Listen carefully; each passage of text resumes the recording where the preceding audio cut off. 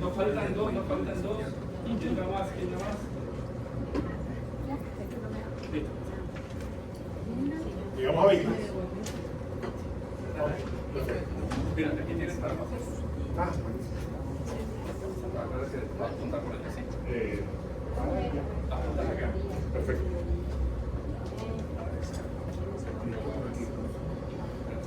Ok. Los que no han terminado pueden hacerlo mientras comenzamos. Primero que nada, un saludo obligado al Centro de Estudios Políticos y de Gobierno, una de los orgullos de nuestra Universidad Católica.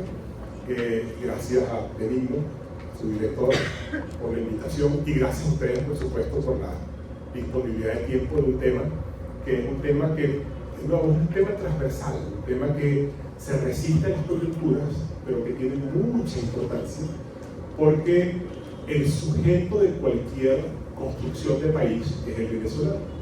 Entonces, si no conocemos qué está pasando con el venezolano, estamos entonces hablando demasiado en abstracto. O sea, el tema por el que nos invitan hoy es hablar de cómo está o cuál es el estado de la salud mental del venezolano hoy. Entonces, dos aclaratorias para que tenga sentido lo que viene a continuación. Primero, salud mental. Durante mucho tiempo, y todavía hoy, cuando uno habla de salud mental, mucha gente la asocia con enfermedades mentales. Entonces, si yo tengo salud mental es porque no tengo esquizofrenia, no tengo depresión, no tengo psicosis. Entonces, salud mental es la ausencia de enfermedad mental. Eso prevaleció durante mucho tiempo y todavía hoy mucha gente cree que salud mental es eso. Pero desde la década de los 50 del siglo pasado, y con el tiempo lo ha ido perfeccionando, la Organización Mundial de la Salud ha dicho: cuidado, salud mental es mucho más que la simple ausencia de enfermedades. Y la define de manera muy hermosa como la presencia de condiciones de bienestar en la persona, de modo que la persona tenga conciencia de sus capacidades, puede enfrentarse a los problemas, ser productivo en su comunidad y participar de ella. Entonces, no es solo ausencia de enfermedades, es presencia de ciertas capacidades en la persona asociadas con bienestar. Entonces, pensemos a partir de aquí en salud mental como ciertas características cuya ausencia representan una merma en el bienestar psicológico, emocional, social de las personas. Esa es la primera aclaratoria. La segunda es cuando hablamos de cómo está la salud mental del venezolano, no estamos opinando. Este es un tema sobre el cual la gente tiene todo el derecho a opinar. De hecho, cualquier fiesta, cualquier bautizo, cualquier velorio, cualquier aquelarre, tema preferido es cómo somos los venezolanos, qué es lo que nos está pasando, esa cantidad de cosas que uno siempre habla. Está muy bien. Pero las universidades no pueden limitarse a opinar. Las universidades tienen que medir a ver qué hay de cierto en esto. Y hace un par de años, la Universidad Católica decidió meterle el diente en serio a este tema. Entonces, mientras todo el mundo habla de cómo somos los venezolanos, qué está pasando con la salud mental del venezolano, la universidad dijo: miramos eso. Y decidimos salir a la calle, hicimos ya 2 estudios con una muestra de 2.000 personas a nivel nacional, un estudio bien representativo, la ficha técnica está a la disposición de quien la quiera. De hecho, todos estos datos y muchos más están en la página web de la Escuela de Psicología de UCAM para quien quiera detenerse a ver. Pero lo cierto es que son hallazgos de cómo está de verdad la salud mental. Lo que hicimos fue seleccionar una cantidad de variables, no todas por supuesto porque no alcanza, pero una cantidad de dimensiones y empezamos a medirlas, a ver qué pasa. Y lo que vamos a hablar hoy es justamente qué encontramos, cómo están esas mediciones, cómo están esas dimensiones de salud mental en el venezolano. Como tenemos poco tiempo, esto es para acá.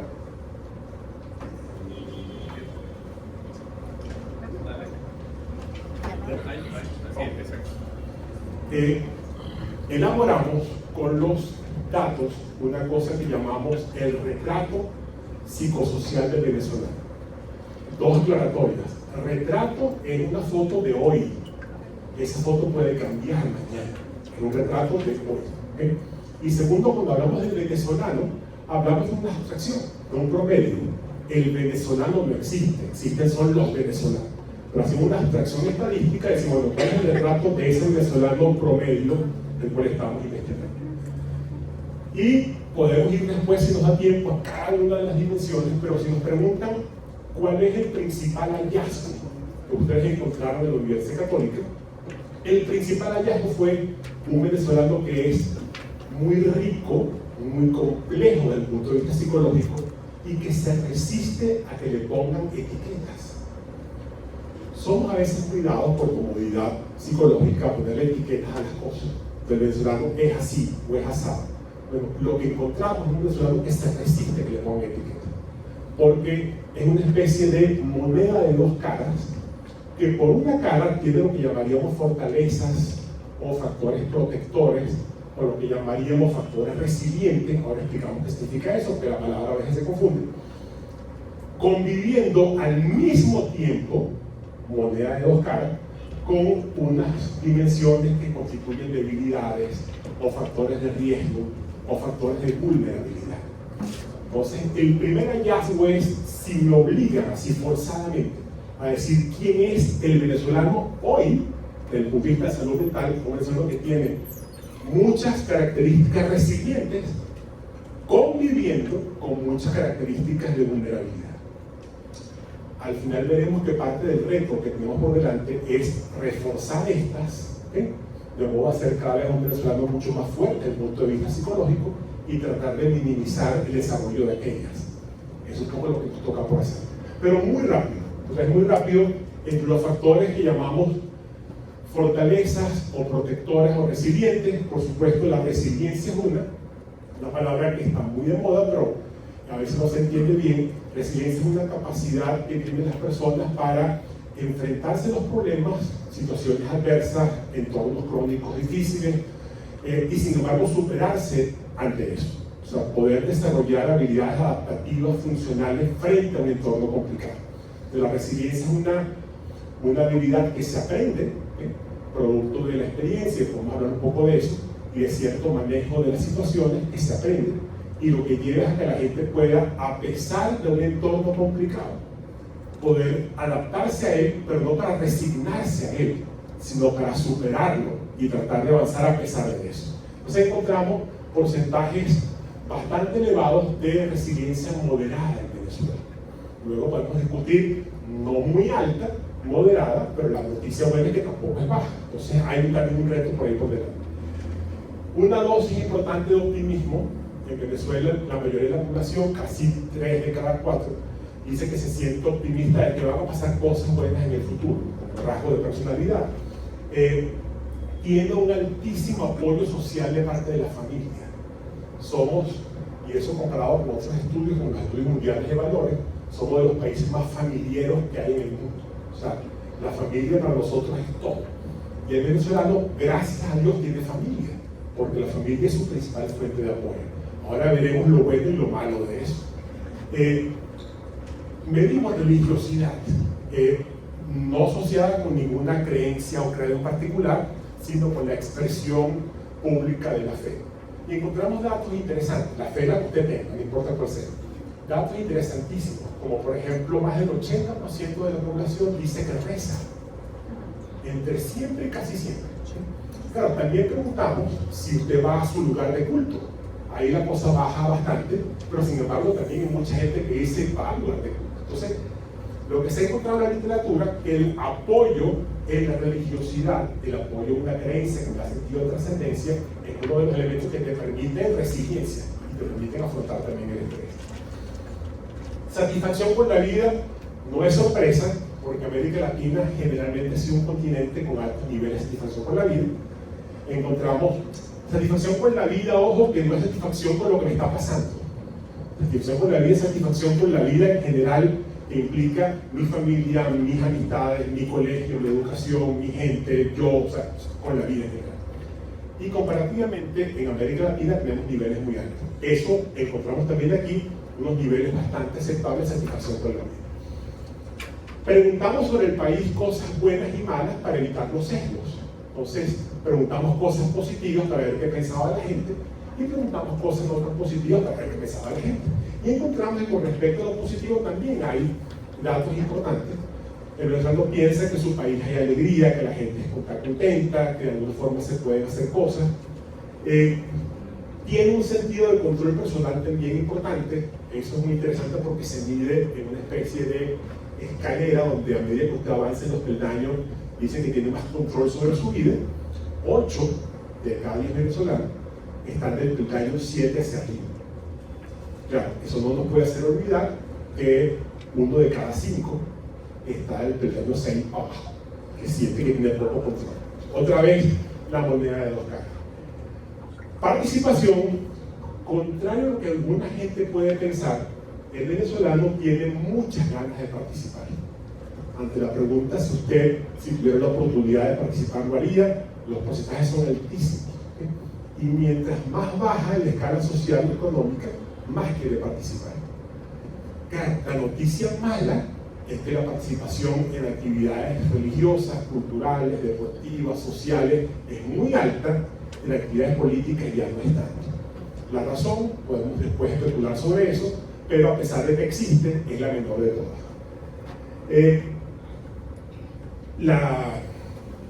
El funcionamiento social, la gente se considera a sí misma que puede vivir en sociedad, que puede contribuir con ella, un funcionamiento adecuado. El humor también, a pesar de que alguna gente piensa que es banalizar lo que está pasando, lo que se ha encontrado es que el humor, el darle la vuelta a las cosas, el ver el lado divertido de los problemas como para no morir con ellos, es una herramienta de afrontamiento importante. Encontramos porcentajes de humor bastante considerables en el venezolano. Y esto último, esta capacidad de reinterpretar positivamente los problemas para no hundirse con ellos. Estos y otros son lo que llamamos los elementos de fortaleza o protectores o ventajas o factores de resiliencia, pero son las cosas que uno dice es la parte buena, para simplificar el lenguaje, de lo que llamaríamos la foto de la salud mental del venezolano. Pero otra vez, el venezolano es hoy una moneda de dos caras. Y del otro lado de la cara, de la moneda, entonces hay algunas desventajas, o algunos riesgos, o algunos factores preocupantes, como por ejemplo, miedo difuso colectivo. Encontramos cerca de 4 de cada 10 venezolanos que sentir miedo difuso, no sabe de qué, pero que viene del entorno. Miedo difuso ante preguntas como, por ejemplo, usted tiene miedo de decir cosas ante gente que usted no conoce, usted tiene miedo de que usen mal la información que usted provee, tiene miedo de pararse frente a una cámara de militares o de policías, cosas que en otros países la gente diría, no, aquí pues 4 de cada 10 dicen que sí. Hasta que tengo que poner aquí cuando leo, ¿qué es esperanza? Otra vez, la noticia buena es que en promedio 6 de cada 10 venezolanos muestran niveles bajos de desesperanza, o si quieren voltearlo, alta esperanza. Pero 40% tienen niveles altos de desesperanza. Entonces, otra vez, insisto, en la moneda de dos caras. Tenemos 4 de cada 10 venezolanos que tienen niveles preocupantes de desesperanza. Ángel, y una cosa. ¿Así?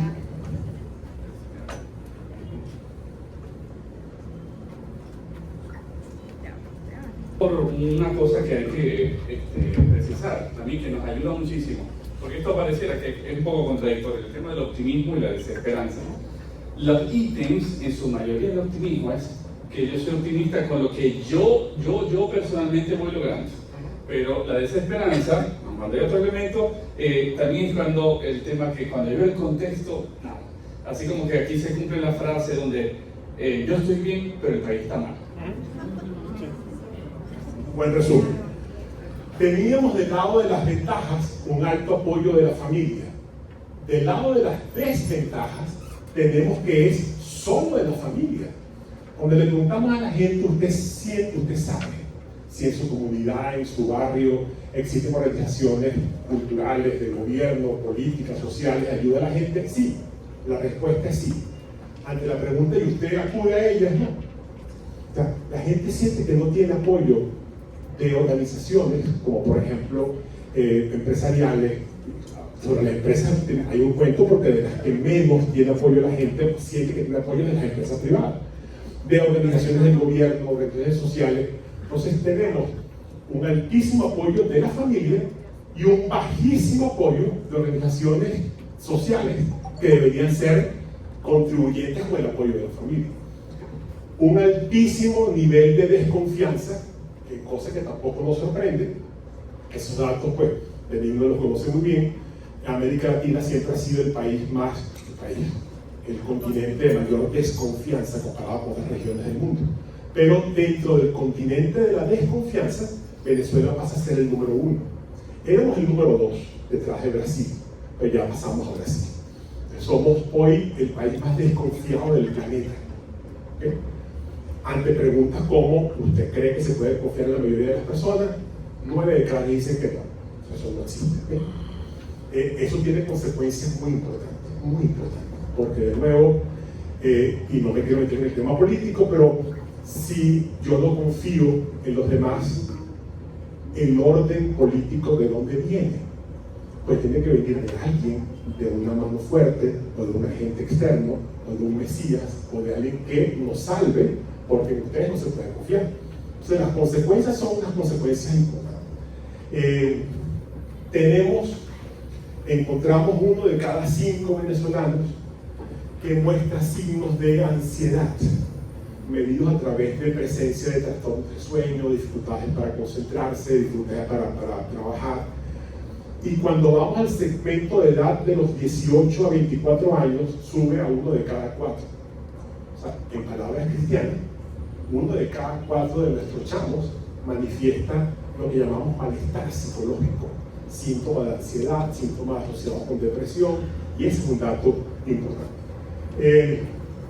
Hay opiniones, así como hay algunas positivas sobre el país, hay otras negativas. Por ejemplo, no se puede confiar en la gente, en el país, hay un clima de temor, esa cantidad de cosas. ¿Qué más viene después? Esto es... cuando preguntamos sobre qué cosas le causan estrés a usted, y preguntamos por varias fuentes de estrés, encontramos una hipertrofia del tema económico. O sea, casi que uno puede decir que al venezolano lo que le causa estrés es la plata. Por allá lejos los temas de salud, los temas políticos, pero la plata es lo más importante. Entonces, eso por supuesto no es normal en un país que tenga tal nivel exagerado de estrés por el asunto económico, pero aquí lo tenemos. Encontramos datos también importantes de impulsividad, 1 de cada 5.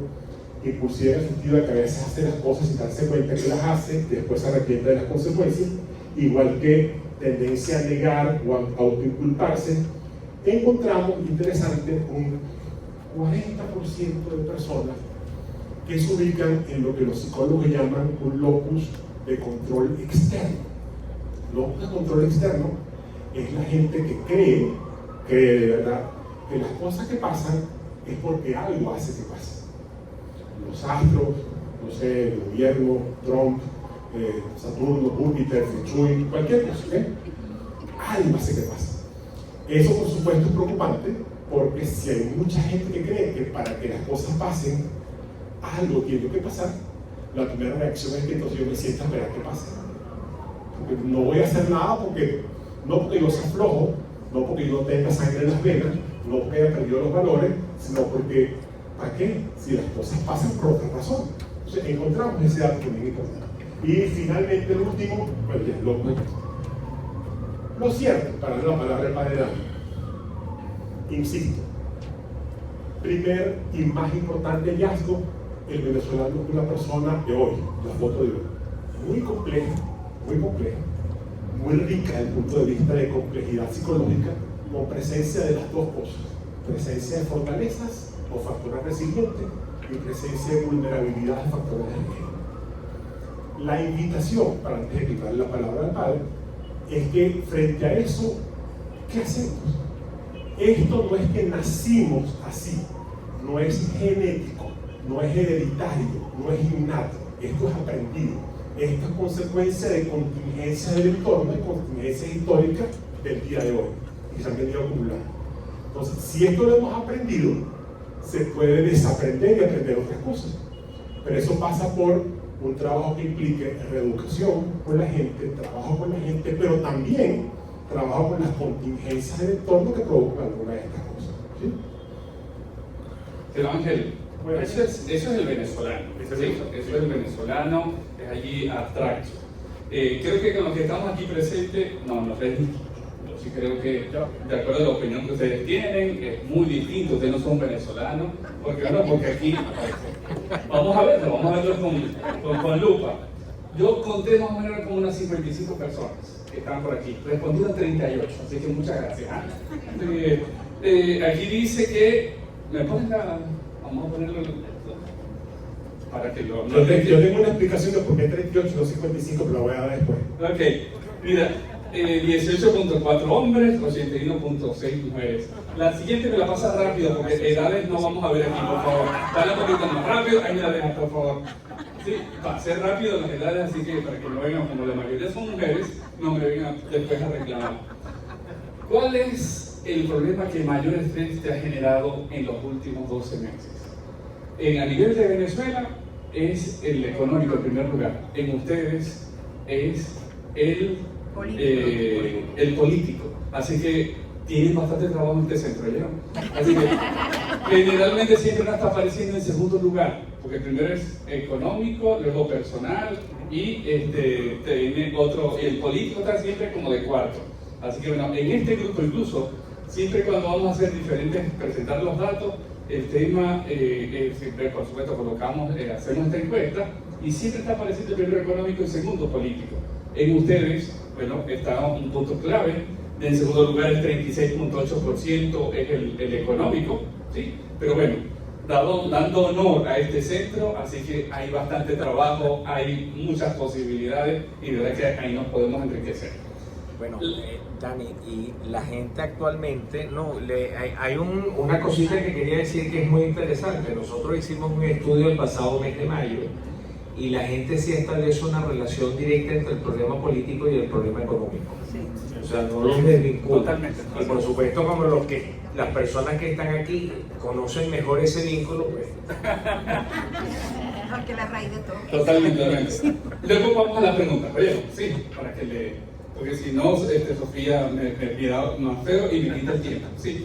Mire, luego entonces esta pregunta, la siguiente, porfa, sobre todo el tema de la resiliencia, son muchas más, pero aquí esta es como la más crucial, la que más como la más representativa de la escala. ¿Cree que puede lograr los objetivos incluso sin obstáculos? Por favor, ayúdenme a sumar 31.6 más 55.3. ¿Sí? Estamos hablando 86.9, ¿verdad? 89% de los aquí presentes, más o menos, un poquito menos que a nivel nacional, dicen yo soy resiliente. ¿Sí? Ahí en desacuerdo 13.2. Si no desperdiciemos estos datos, porque bueno, significa que tenemos que trabajar, hay que trabajar muchísimo. Sin embargo, ¿sí? El 55 está a .3, está en niveles moderados, así que todavía nos falta crecer mucho más y trabajar mucho más. No nos podemos quedar dormidos en los laureles, pero bueno, consideramos que hay elementos importantes. Adelante. El tema de apoyo social percibido es un poco lo que planteaba Ángel. En los últimos 3 meses, cuando he tenido alguna situación crítica o problema, he sentido apoyo en primer lugar, lo que nos aparece en toda Venezuela, familia 84.2.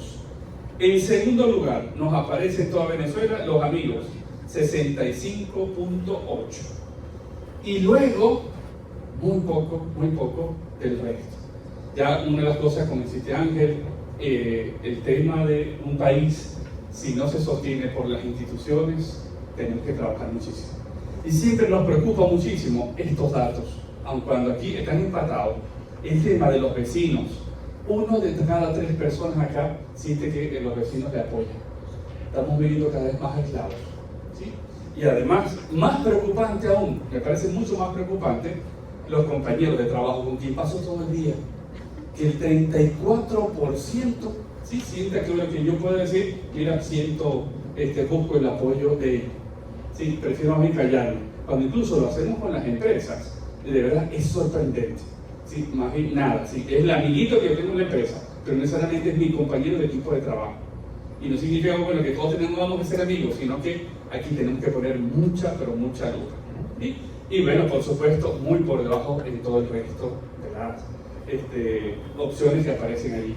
Los sociólogos aquí siempre se dan un banquete, diciendo Venezuela, ¿sí? Lo que más se está generando aquí, y con esta gráfica, es que tenemos un familismo amoral, en donde la familia es la que sostiene, pero obviamente el resto que también tiene que responder, eso está bastante limitado. Entonces por eso siempre la idea es, dice, sálvese quien pueda, vamos a utilizar las trochas, porque como no funciona, tengo que buscar las alternativas. ¿Sí? Siguiente. En las últimas semanas he experimentado que mis preocupaciones me han hecho perder el sueño. Fíjense, 42.1 más 15.8 aquí presente. Estamos hablando del 57.9%. ¿Sí? 57.9% de los aquí presentes, incluso más que a nivel nacional, ¿sí? Las preocupaciones están haciendo perder el sueño. Y cuando eso, por supuesto, redunda mucho en mi salud mental, es decir, en todo lo que supone que toda mi vida esté de otra forma disfrutando cada momento y siendo muy, muy productivo cada momento. Por supuesto, si no dormimos bien y se demuestran las preocupaciones, las voy arrastrando durante el día. ¿Sí? Entonces, tenemos que poner mucha lupa. Dame la otra, por favor. En las últimas semanas me he sentido constantemente agobiado y en tensión. 56.4 más 15.4, ¿cuánto es? 60, 70, 71.8. ¿Sí? 72%, ¿sí? Vivo en un constante agobio. Y no estamos hablando que estamos con unos indicadores altísimos de presión, que lo vamos a ver más adelante, el tema de ansiedad, sino bueno, que estoy agobiado, ¿sí? Me cuesta caminar. Y todo lo que se supone, cómo redunda en mi familia, redunda en mi trabajo, redunda en los estudios, redunda en los pasos que voy dando día a día. Por eso la necesidad de buscar ayuda, por eso la necesidad de también poder comunicar. Dame la siguiente, por favor. En las últimas semanas he sentido que no puedo superar las dificultades en las que me estoy enfrentando. 20.5, yo he visto, creo que era 3 puntos y algo. ¿Puedes ponerte sobre el verde? ¿Sí? 5.1.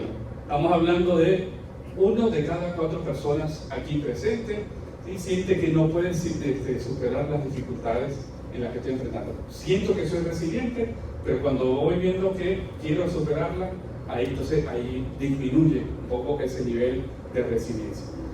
En las últimas semanas me he sentido poco feliz y deprimido. Estamos hablando de 25.5 más 2.6, estamos hablando de 29%. 1 de cada 3 personas aquí presentes siente, bueno, me estoy sintiendo poco feliz y algo deprimido. Muy altos estos indicadores, mi gente. Pero como la salud mental, ¿sí? Yo tengo que, es una cosa como muy mía, muy personal, pero yo llevo la procesión por dentro. Y, por supuesto, no puedo mostrar debilidad ante Dios, sino que tengo que mantenerme fuerte. Esas cosas hay que trabajarlas mucho y tenemos que despegarlas. También las últimas semanas he perdido confianza en mí mismo. Hablamos del 18%. Los aquí presentes van siendo que voy perdiendo confianza, no solamente en nosotros, sino que en mí mismo. Dale siguiente. He pensado en las últimas semanas que soy una persona que no valgo nada. Gracias a Dios. Adelante, pónganle sobre el amarillo. 5.1. A mí me impresionó mucho en estos días que se lo presentamos a un grupo de líderes de organizaciones y estaba también muy alta, 20%. Estamos hablando de líderes. Y bueno, estamos ante gente que al final va asumiendo liderazgo. Aquí está abajo, pero hay que trabajar. ¿Sí? Adelante. Usted diría que se puede confiar en la mayoría de las personas. Los aquí presentes dicen que el 56% de los aquí presentes dicen ni de broma. 1 de cada 2 personas aquí presentes. Por eso que respondieron menos de lo que estaban. Miren, un país con desconfianza, ¿sí? es un país donde el subtejido social, por supuesto, está muy deteriorado. ¿Sí? Además, es un país en donde los que quieren dominar se la están de verdad frotando las manos porque están consiguiendo ese gran logro. Pero aquí estamos insistiendo, el tema de ser confiado, pero no tonto. Hay que ser confiado, pero con astucia. Pero cómo poder, y además, este tipo de organizaciones, este tipo de encuentros nos ayuda a cómo podernos fortalecer. Adelántame con el otro. Vamos entonces con otra de las preguntas. La siguiente hace referencia al miedo colectivo difuso. Solamente tomamos una pregunta. No reclamo mis derechos porque siento miedo a lo que me pueda pasar. Estamos hablando aquí del 36.6%. ¿Sí? 1 de cada 3 personas aquí siente miedo a lo que esto supone. Miren, y esta pregunta no solamente hace referencia a que me da miedo reclamar mis derechos en la calle, en el tema de en alguna protesta, que son otras de las preguntas que nosotros hacemos. Esta hace referencia a cómo este gusanito del miedo se está metiendo en todas las instancias y en todos los niveles. Yo siempre pongo ejemplo, ¿sí?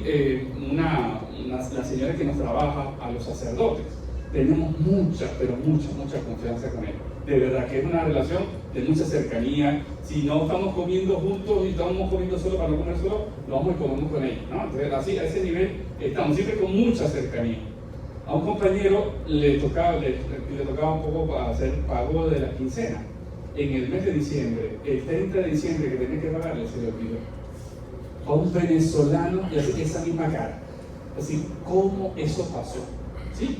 Entonces, el 30 de diciembre no tenía que comer al final y además celebrar, ponerse la pinta, todo eso, se le olvidó. Y le vino a pagar el 5 de enero. ¿Sí? Se pueden imaginar. Y porque, bueno, al final yo llegué el 2, yo estaba afuera, llegué el 2 y bueno, me dijeron, tiene mucha confianza. Y digo, miren, ¿y por qué no hablaron? No, padre, si nos votan.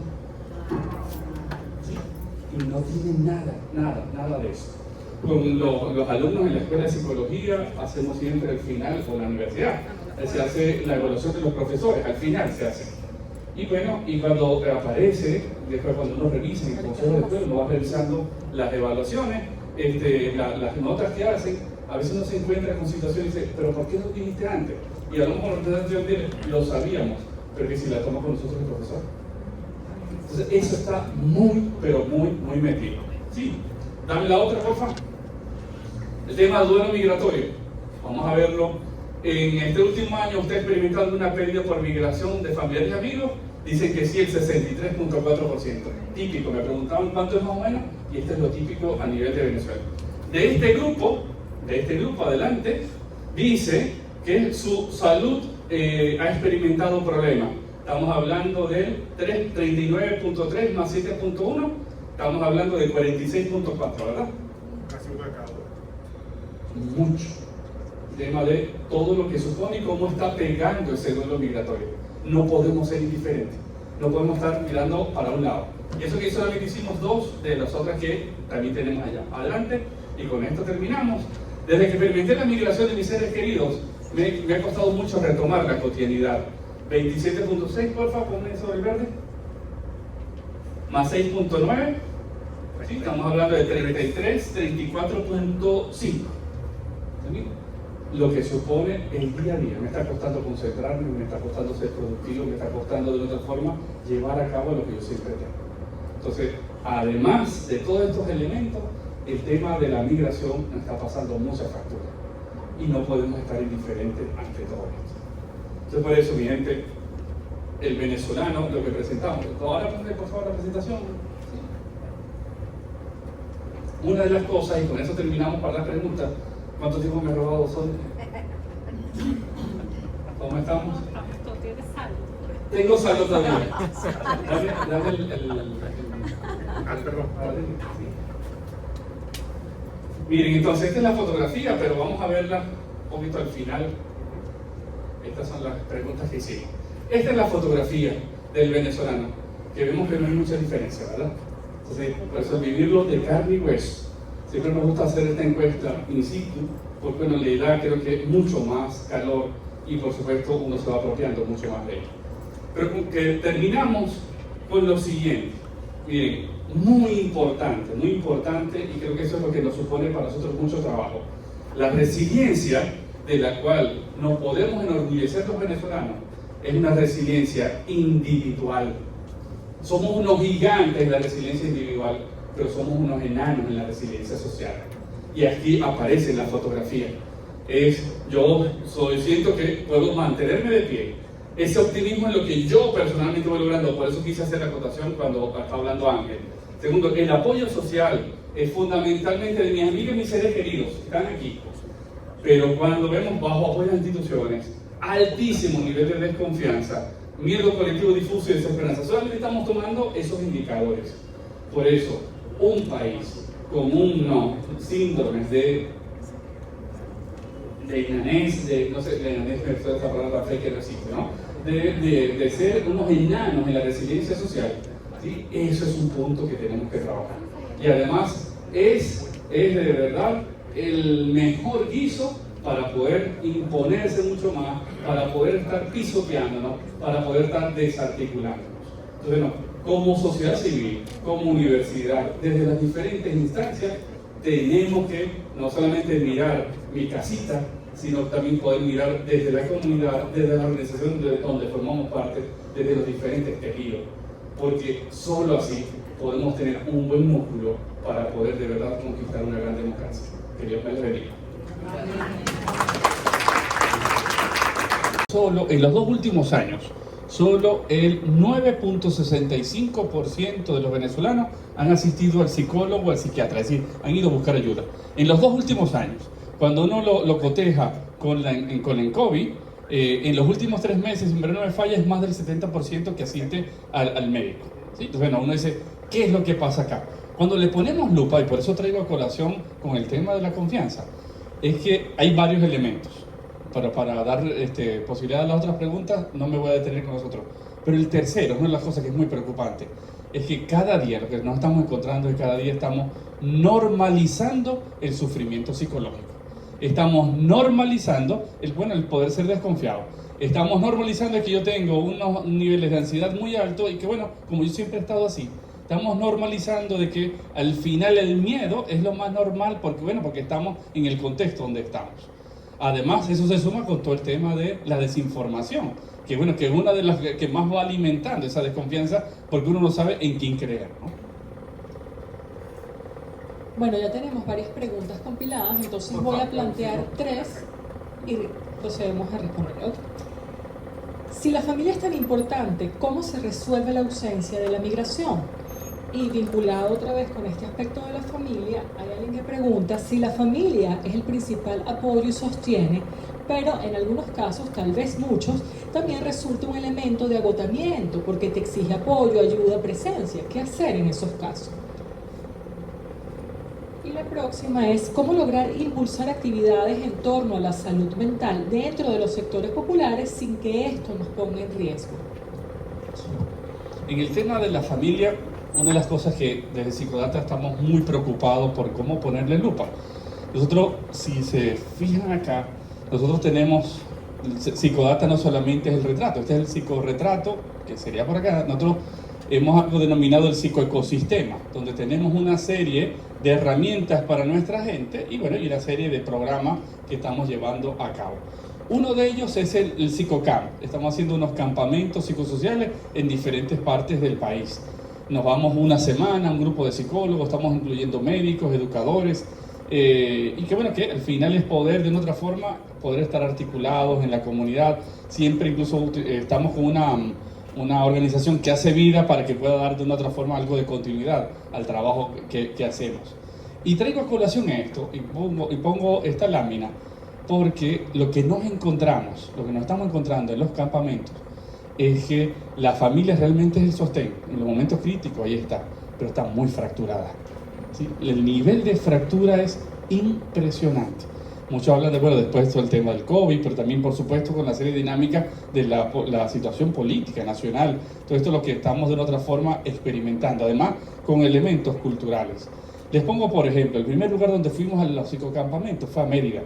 Nos fuimos a Mérida porque es el lugar hasta el año pasado de mayor tasa de suicidios en el país. Y además nos fuimos al páramo. donde más tasas de suicidios hay en todo el país. Estamos hablando de Santo Domingo, Pueblo Llano. Una de las cosas que nunca se me olvida es de una de esas experiencias tan duras que nos tocó asumir, trabajar. Era una familia en donde, bueno, primero viven de agricultura, viven del turismo.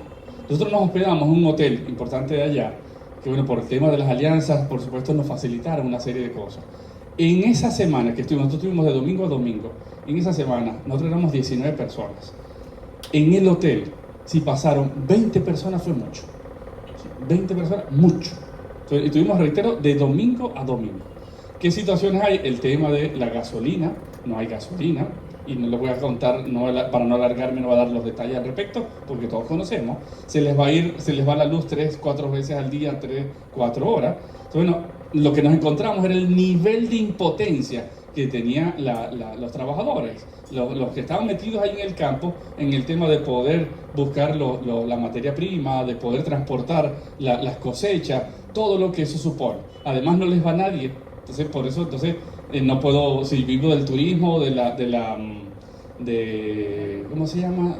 De los recuerditos, la artesanía, ¿no? De todas las artesanías, nada de eso se daba. Entonces, no, el nivel de frustración era muy, muy duro.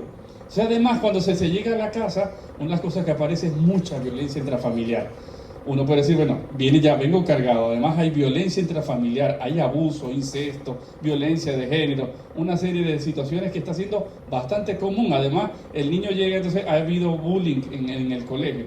Todo lo que eso significa. Además, con las características personales.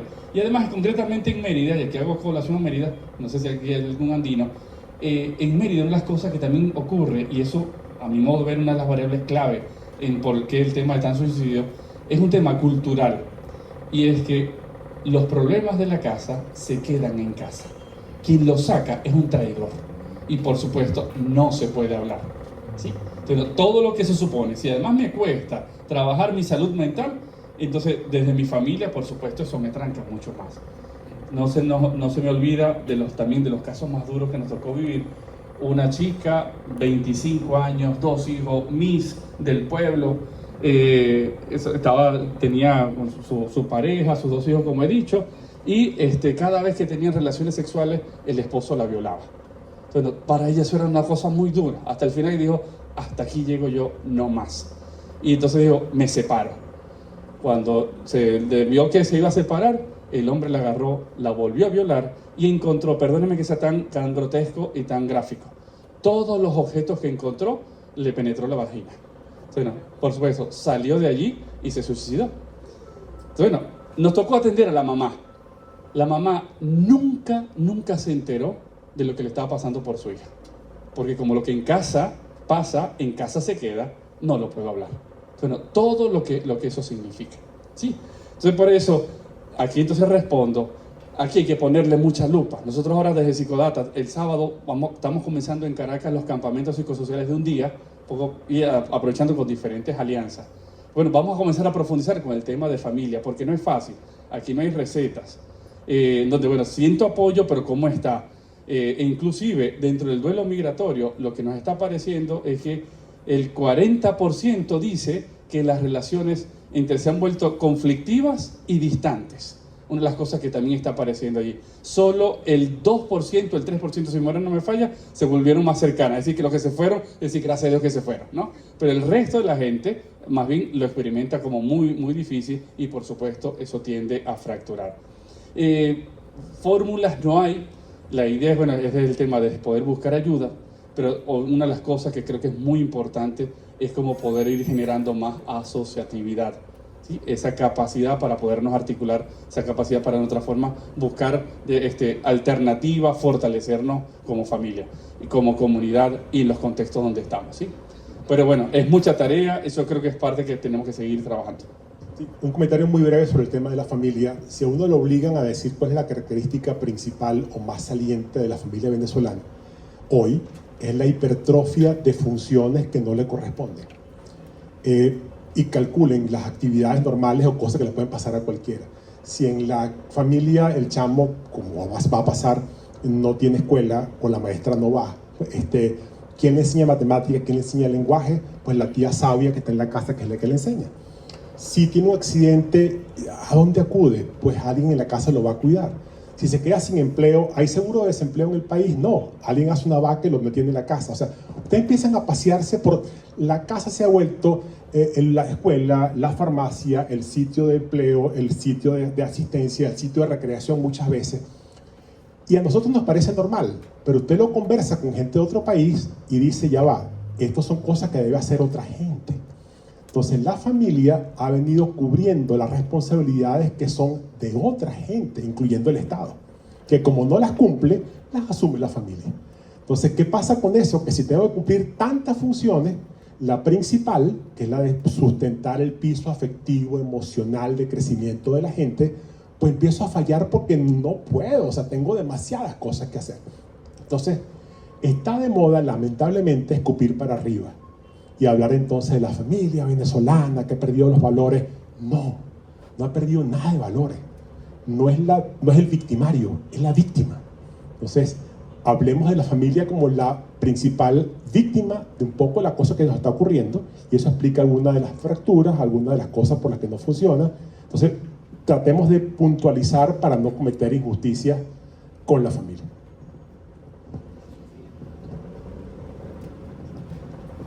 Si me permiten, me coleo aquí para hacer un comentario muy breve para reforzar lo que ustedes están diciendo, ¿no?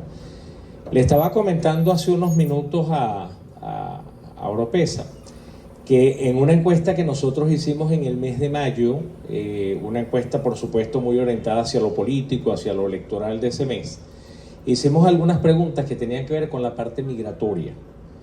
Y resulta que una de las cosas que nosotros nos encontramos allí es que hay un 5% de la población, estamos hablando de algo más de 1 millón de personas, que ya han tomado la decisión de migrar en los próximos 12 meses.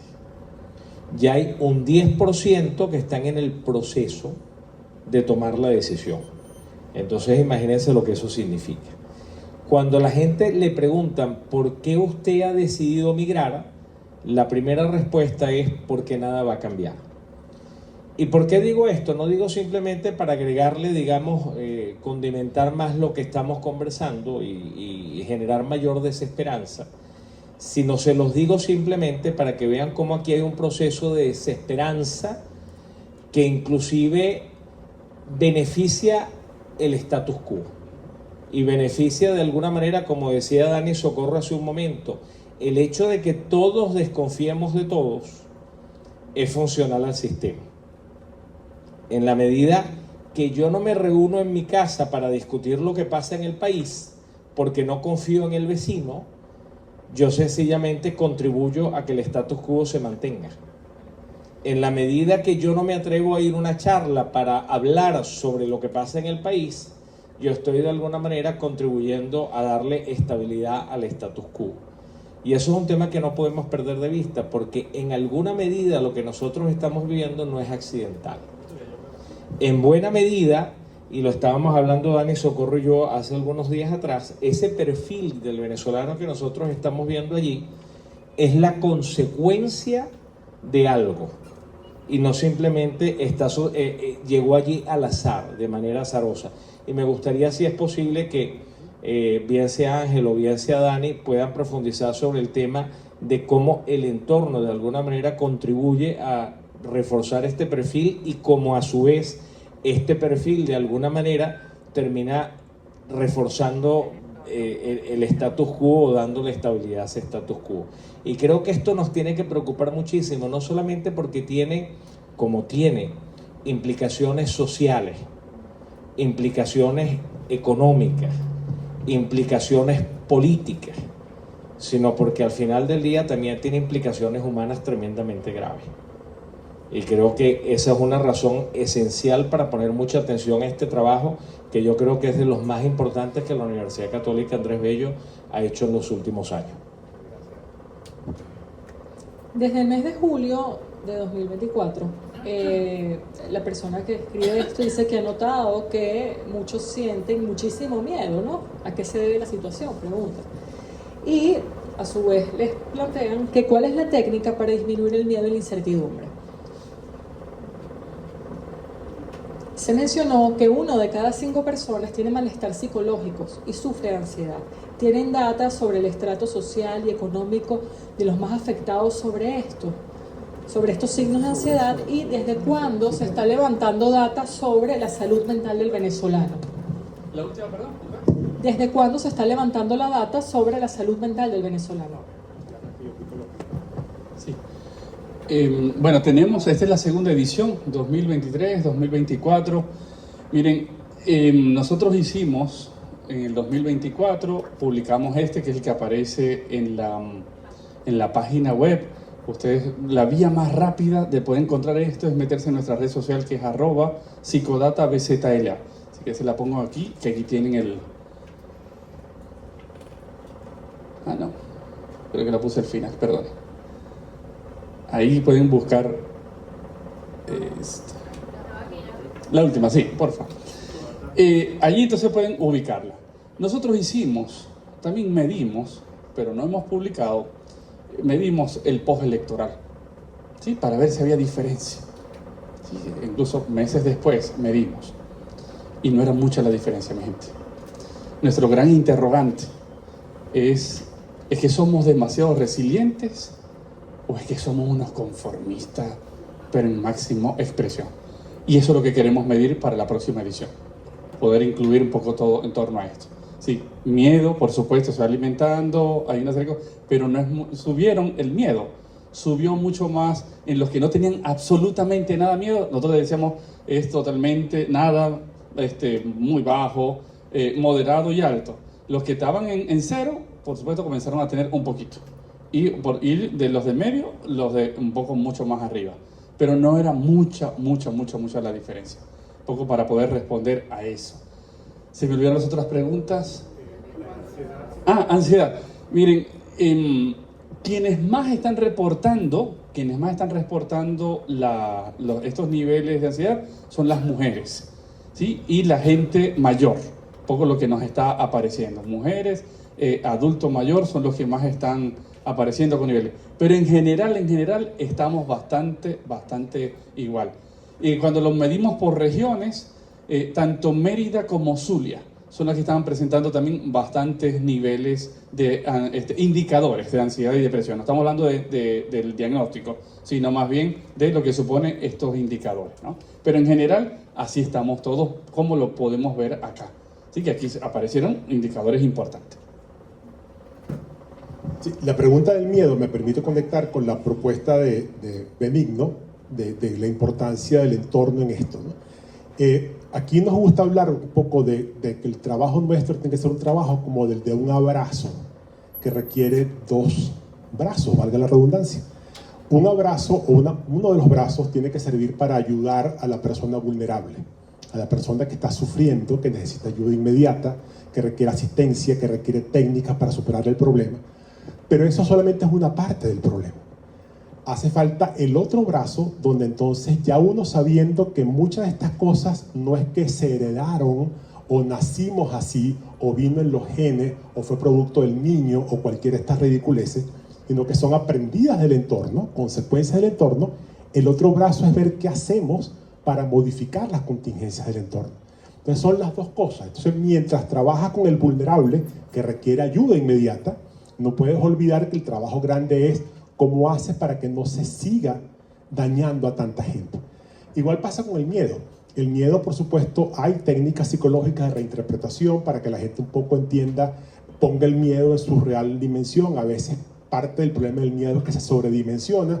Una vez que arranca, entonces la gente tiende por inercia a aumentarlo, entonces bajarlo a niveles reales. No acabar con él, porque el miedo es un mecanismo de supervivencia. El miedo además es real. O sea, que la gente diga que tiene miedo ante una alcabala de policías, que tiene miedo a hablar en público, pues no sabe qué es lo que van a hacer con su información. No es un miedo fantasioso, es un miedo real.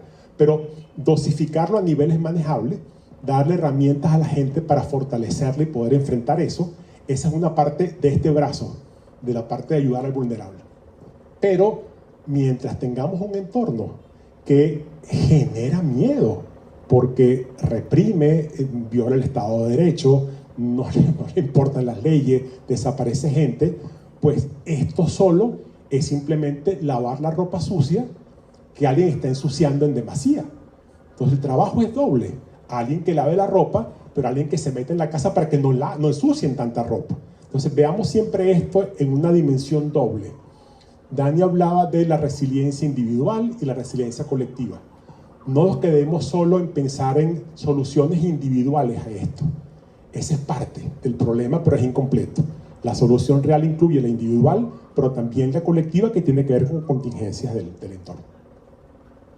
Y yo agregaría un poco cuando se estudia el tema de la desconfianza y el tema del miedo, se dice que hay que entenderlo, como muy bien ha terminado Ángel, a nivel macro y con muchas dimensiones. Se dice que hay 4 grandes pilares en toda sociedad para poder cultivar el tema de la confianza y, por supuesto, que puede incidir el miedo. El primer pilar, el Estado, ¿sí? Entonces es un Estado donde tiene que promover desde políticas de lo que supone la política de la confianza, lo que supone una serie de condiciones para que la gente pueda experimentar el bienestar. El segundo pilar, las empresas privadas, las instituciones, en donde hay que como poder trabajar a nivel social para que, bueno, poder generar esos niveles de confianza y lo que supone ese día a día que, bueno, que me permite ir tejiendo, ¿no?, socialmente e incluso culturalmente. La tercera son las ONG, ¿sí? Todas las que hacen vida, que de otra forma pueden ayudar cómo poder consolidar. Y el cuarto pilar son los medios de comunicación, y ahora se suman las redes sociales. Bueno, en estos 4 pilares hay que estar bien articulado para poder de una otra forma cultivar y ganar la confianza y, por supuesto, disminuir el miedo. Bueno, ahí es donde todos tenemos que ponernos de acuerdo y que, bueno, que no solamente es que yo tenga el buen deseo y la buena voluntad. Por supuesto, es muy importante, pero necesitamos también condiciones a nivel macro.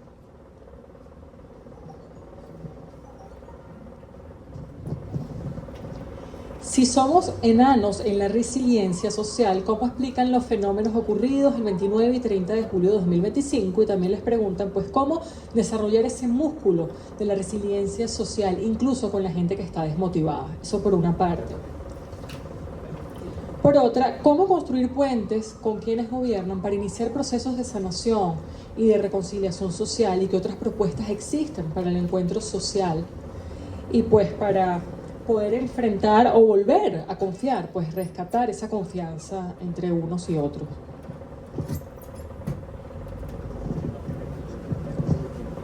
Del 24, sí. Ok. El tema de la reconciliación es un tema que puede ser espinoso o engañoso porque puede fácilmente caer en el terreno de la ingenuidad. Nuestro problema no es un problema de irreconciliables factores en pugna, es un problema mucho más profundo. La reconciliación, veámoslo más bien como una cuestión que tiene que venir posterior a un proceso, ¿okay? Pero no es la causa originaria de todo lo que estamos viviendo. O sea, no es que, como alguna gente ingenua pudo haber dicho hace algunos años, no fue que nos pusimos bravos algunos contra otros, entonces se soluciona con que, pero siéntense, pónganse de acuerdo, ríanse, o sea, salúdense. No, eso es mucho más profundo que eso. Hay técnicas, por supuesto, probadas de lo que se llama integración endogrupal, por ejemplo, cuando tienes grupos muy prejuiciados uno contra otro, y se ha hecho en Venezuela y funciona.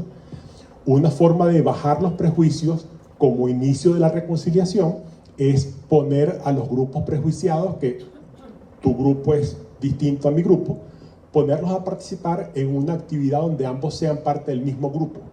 Entonces hay una especie de grupo mayor que los engloba a todos. Y hay técnicas, por ejemplo, en las comunidades, y se han hecho, ponerlos a desarrollar actividades de ganar-ganar, donde, por ejemplo, la vigilancia o la cancha deportiva del barrio o la consecución del agua para el barrio pasa porque nos pongamos de acuerdo nosotros dos. Se aísla el tema político, está prohibido hablar de política, pero entonces cuando yo empiezo a trabajar con el otro, empieza la referencia. Ah, pero el otro es chavista, pues no parece, porque hasta gente parece, ¿no? O el chavista que dice, y el tipo es opositor, pero no parece porque es hasta decente. Entonces, el empezar a hacer las cosas, porque es el problema también de la desconfianza, y no quiero moverme para atrás, para atacar la desconfianza o para generar confianza solamente hay 2 vías. Una que no funciona, y es esperar que aparezca, o rezar para que venga. Eso no funciona, ¿okay? Y la otra es, a pesar de la desconfianza, empezar a hacer cosas juntos para que aparezca un nivel de confianza. Entonces hay técnicas probadas, otra vez, tan probadas que se han hecho en Venezuela, con grupos pequeños, de poner entonces a generar confianza como base, como principio de la reconciliación. pero insisto, cuidado con pensar que esto es un tema de nos falta reconciliación. Eso es lo que vendrá después si hacemos la tarea previa antes. Y con la resiliencia, cuando el padre Dani hablaba de que somos muy grandes en resiliencia personal, tenemos unos niveles moderados cerca del 75%, hablamos de resiliencia colectiva más baja por temas como por ejemplo el de la desconfianza. Temas como la desconfianza, temas como la impulsividad, temas como la desesperanza. Entonces, no parece coincidir una resiliencia que me lleva a enfrentarme a los problemas y superarlos con la creencia que no se puede confiar en nadie. Entonces, esto atenta no contra mi individual, atenta contra la resiliencia social, que es entonces ver cómo hago para apoyarme en los demás para que todos salgamos y no solamente yo. El tema del 29 y 30 de julio, pues es otra historia. Creo que allí se dio un punto de inflexión importante que por razones que no es el tema, ni mucho menos la audiencia, pues no se desarrolló, pero fue una expresión de que hay niveles de esperanza. Los datos que te mencionaba Benigno es que la noticia buena, 60% de la población que encontramos tiene niveles altos de esperanza. La noticia mala es que 40 tienen niveles bajos. Y los tienes en la calle, tienes a los 60 y a los 40, tienes a los dos. Entonces, no es un país, y no, cierro con esto para seguir con las preguntas, estamos lejos, podemos llegar a eso, pero hoy estamos lejos de ser un país que tiró la toalla, que no quiere jugar más. Es más un país a la expectativa. Y no es porque uno lo piense, sino porque los datos, cuando los combinas, más los datos que mencionó Benigno, te hacen ver de que es un país a la expectativa. Esperando a ver qué pasa, dispuesto a intervenir si le dan la oportunidad, con mucha desconfianza, pero como viendo a ver qué puede ocurrir, pero lejos de haber tirado la toalla. Y un poco lo que pasó el 29 y 30 de julio. Yo agregaría que en el 2023, cuando hicimos el primer psicorretrato, nos aparecían altos niveles de participación. Y en ese momento en Venezuela nadie daba nada por el tema de poder otra vez, de una u otra forma, decir hay posibilidades. Eso lo dijimos el 1 de marzo, cuando mostramos el primer psicorretrato. En julio fueron las primarias, y como todos quedamos sorprendidos. Sí. Entonces, no, en octubre, no, en julio. En octubre fueron las primarias. Entonces, y todos quedamos súper sorprendidos. Cuando decíamos eso en enero, nos miraban feo, siendo como que este país está tumbado. A mí me gusta ver un poco estos procesos, no como una estación de llegada, sino como una forma de viajar. Porque cuando lo entendemos como una estación de llegada, diciendo, ya esto se perdió. Yo creo que una de las cosas que sigue apareciendo es que cuando hay posibilidades, allí esa resiliencia individual nos permite mirar más allá de mi ombligo y de mi nariz, y eso nos permite articular. Por eso, una de las cosas es que aquí están estos indicadores, el tema del miedo, el tema de la desconfianza son indicadores que por supuesto que nos paralizan. Y me viene a la mente cuando presentamos también, como ustedes, lo presentamos a un grupo importante de líderes eclesiásticos. No estoy hablando de obispos ni de curas, sino que unos que llevan unos importantes liderazgo social en diferentes comunidades. Me hablaba una persona diciendo, Dani, ¿cómo yo no puedo sentir miedo? ¿Sí? Me quisieron llevar preso por una situación, y además entonces yo soy el que trabajo todo el tema social de la iglesia, en donde tenemos importantes comedores, estamos luchando con el agua, con toda mi gente, todos mis vecinos, estamos haciendo muchas cosas. Y en el momento que me iba preso, había mucha gente con la que nosotros estamos apoyando, y todo el mundo dio la espalda y se escondió. ¿Sí? Entonces, ¿cómo hacemos? Por supuesto. Entonces me decía, el tema del miedo es que tenemos razón para tener miedo, o sea, no podemos ser un ingenuo. O sea, aquí le decíamos, mira, tú por supuesto tenías que huir, tenías que escapar, pero el tema es cómo la gente los paraliza. Y cómo por supuesto tenemos muchos motivos para sentir miedo, tenemos muchos motivos históricos, sociales en estas últimas décadas, para poder sentir desconfianza. Pero ahí es donde otra vez insistimos, esto no es una estación de llegada, es una forma de viajar, porque cuando se nos dan oportunidades, cuando se presentan propuestas sólidas, cuando se presentan propuestas articuladas, sacamos lo mejor.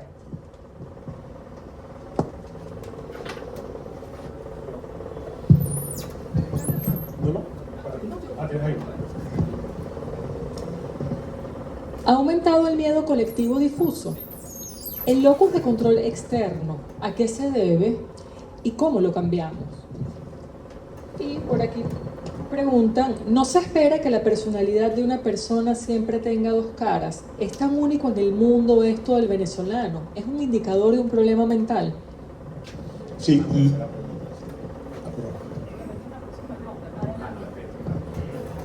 Lo del miedo difuso responsablemente no sabemos porque fue la primera vez que lo medimos, o sea, no tenemos comparación con otros datos.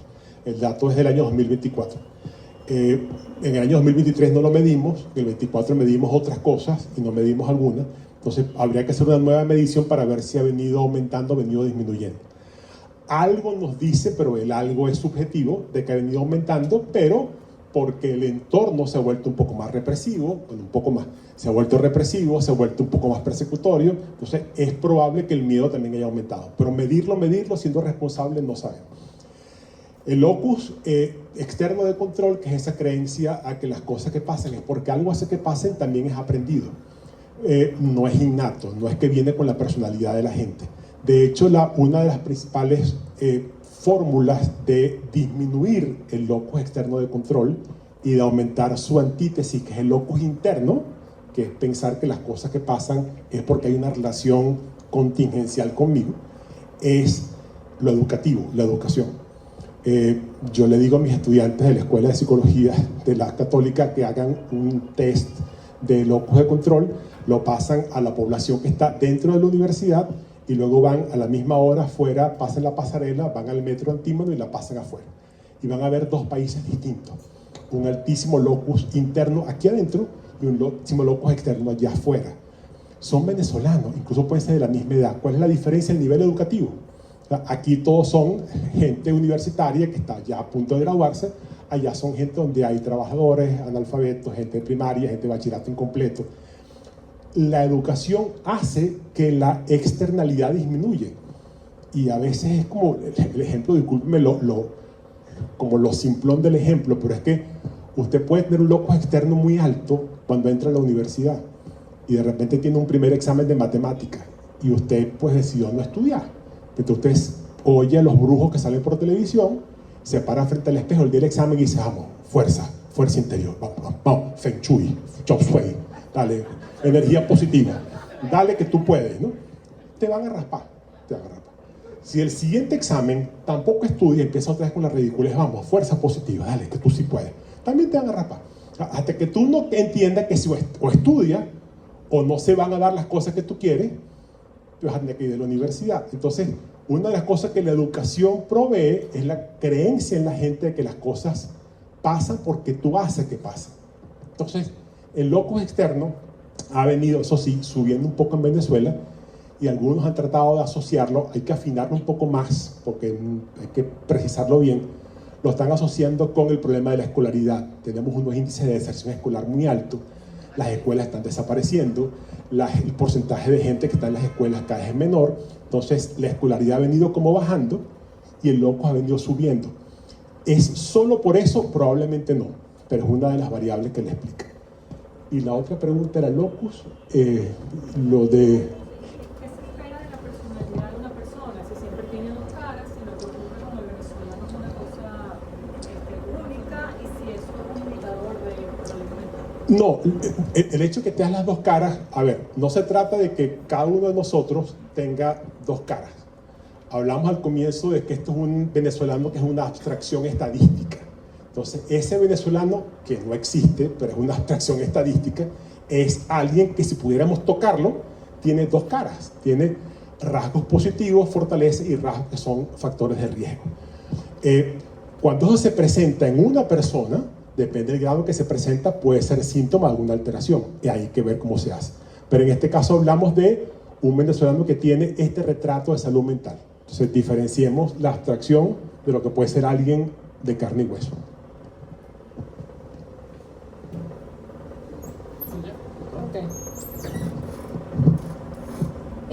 Una posible vía para afrontar de manera psicológica este retrato y que no se vuelva a repetir en el futuro podría ser educar a la gente acerca de los métodos totalitarios de control social del comunismo.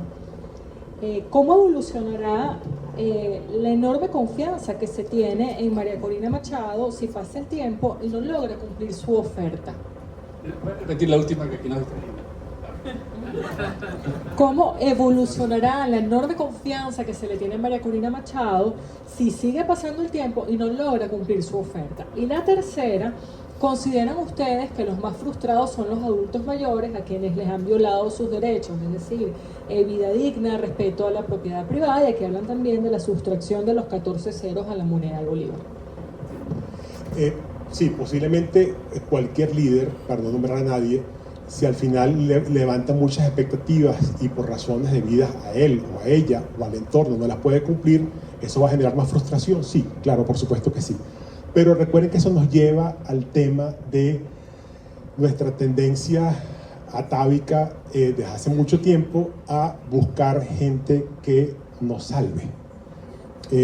La última entrevista que le hizo, creo que fue el Universal o el Nacional, a Ular Pietri antes de morir, no sé que se iba a morir, pero fue la última por casualidad, el periodista tuvo el tino de poner de título a la entrevista esa, una cita textual de Ular que decía: pobre del país que tiene que estar siempre mendigando quien lo salve. Entonces, esa tendencia que tiene que ver otra vez con la desconfianza. Si yo no confío en ustedes, el orden de dónde viene, pues tiene que venir de afuera, porque usted no puede venir. Entonces, asociado en general con la desconfianza, esa tendencia que buscar líderes, mesías, salvadores que nos salven, pues eso también es no tanto un error, sino la tarea que tenemos que superar.